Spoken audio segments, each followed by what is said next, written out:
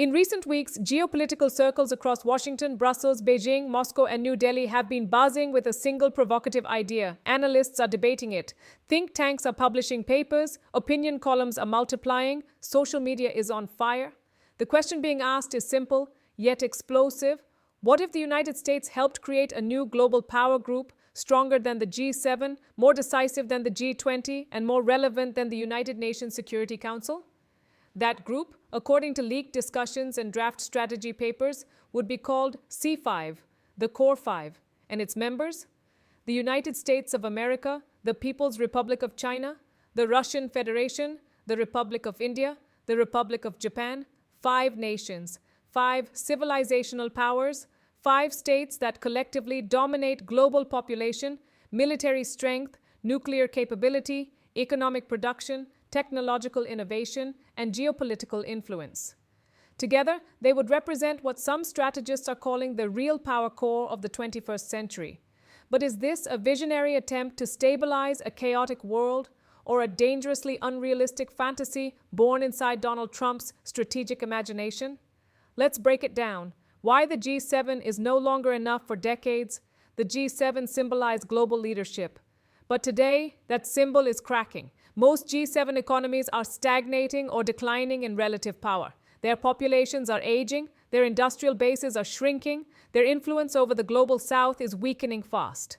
Meanwhile, the world's biggest challenges, war, energy security, supply chain realignment, AI governance, climate conflict, and nuclear escalation, are being driven by countries that either sit outside the G7 or fundamentally challenge it. China is not in the G7.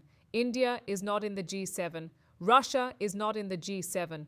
So the obvious question emerges, how can a group that excludes half the world's real power solve global crises? This is where the C5 concept enters the picture. What does C5 actually mean? The C in C5 does not stand for countries, it stands for core. In physics, biology, and strategy, the core is where real energy is stored. Surface structures may look impressive, but the core determines survival, momentum, and direction. Supporters of the idea argue the UN is too slow, the G20 is too unfocused, the G7 is too Western, and NATO is too regional. What the world allegedly needs is a small, brutally honest, power-based forum, where the countries that actually matter sit face-to-face and divide responsibility instead of pretending equality exists. That's the logic behind C5. Where did this idea come from? This concept didn't emerge out of nowhere. The first major public reference appeared in an article published by Politico, reporting that Donald Trump had privately discussed the idea of a new global core group during strategic conversations. Not a formal alliance, not a treaty-based organization, but an informal power council, something that could operate parallel to, or even above, the UN Security Council. And here's the key detail most people missed. This idea was briefly included in a draft version of the US National Security Strategy. That alone sent shockwaves through diplomatic circles. The draft that changed everything.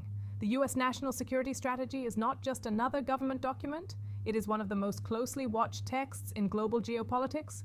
Every word is analyzed, every phrase is decoded, every omission is noticed. The latest version runs over 33 pages, outlining who America considers an enemy, who it sees as a partner, who it defines as a challenge, and how it plans to manage global power shifts. But what stunned analysts was not the final document. It was an earlier draft that leaked into the media ecosystem. That draft explicitly proposed the creation of a Core 5 C5 forum consisting of the US, China, Russia, India, and Japan. The draft argued that these 5 nations each have populations exceeding or approaching 100 million, possess major military and economic leverage, are central to global conflict resolution.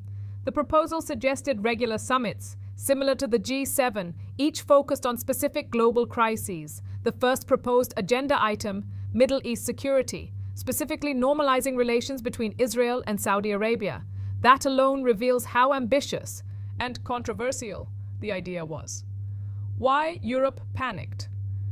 The moment European policymakers got wind of the C5 concept, reactions were immediate and furious. From Europe's perspective, now imagine a new core group where the UK is absent, France is absent, Germany is absent, the EU has no seat. In C5, Russia alone would represent Europe. And that was unacceptable to Brussels. European analysts accused Washington of undermining multilateralism, dismantling the post-W. White's order, sidelining traditional allies under pressure. The White House publicly distanced itself from the idea, insisting C5 was only mentioned in an internal draft. Drafts change. The official strategy does not include this concept. Technically true, politically revealing. What the final strategy still reveals. Even though C5 was removed from the final document, the directional shifts inside the strategy remain highly significant. 1. Russia is no longer a direct threat. For the first time in years, Russia was downgraded from being described as an existential enemy. Previous administrations framed Moscow as an immediate danger. This strategy didn't. The Kremlin welcomed the change. Critics immediately revived accusations that Trump is soft on Russia, or worse. But the shift had consequences. European leaders were furious, arguing the document blamed Europe itself for delaying peace in Ukraine. 2. India is defined as a utility ally. From an Indian perspective, the language was deeply revealing. India was described as a counterbalance to China, not as a civilizational partner. Compare that with how the US talks about the UK, Canada, Australia. Those are described as long-term, values-based partners. India, a strategic tool. This framing suggests Washington views India tactically, not emotionally, and that has implications. 3. Pakistan is practically erased. Perhaps the most striking omission was Pakistan, barely mentioned. No strategic importance assigned, effectively sidelined. This signals a major recalibration of South Asian priorities. Why C5 is almost impossible to sustain. Now let's be brutally honest. Even if C5 were created tomorrow, its internal contradictions are enormous.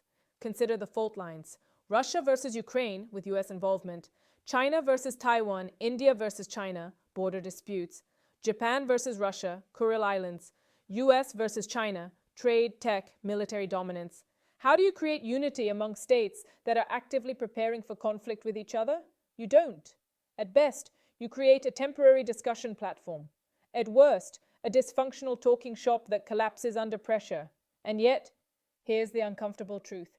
These 5 countries already shape the world, whether they cooperate or not. Wars happen when coordination fails. Peace happens when rivals communicate. Was this Trump's attempt to bypass the UN?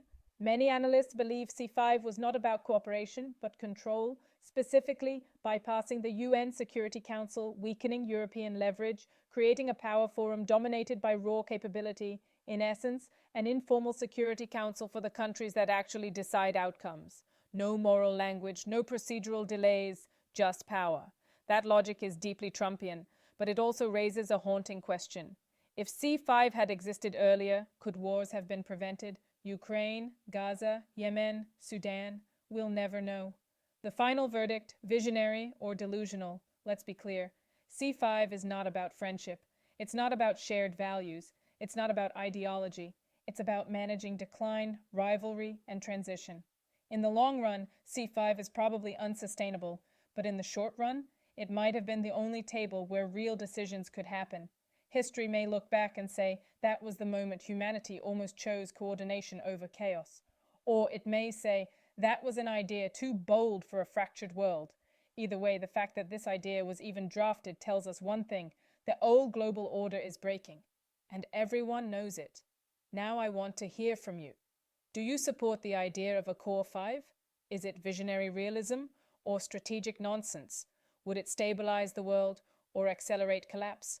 Write your thoughts in the comments. This debate matters because the future of global power will not be decided quietly. It will be decided by ideas like this and by who dares to challenge the old rules.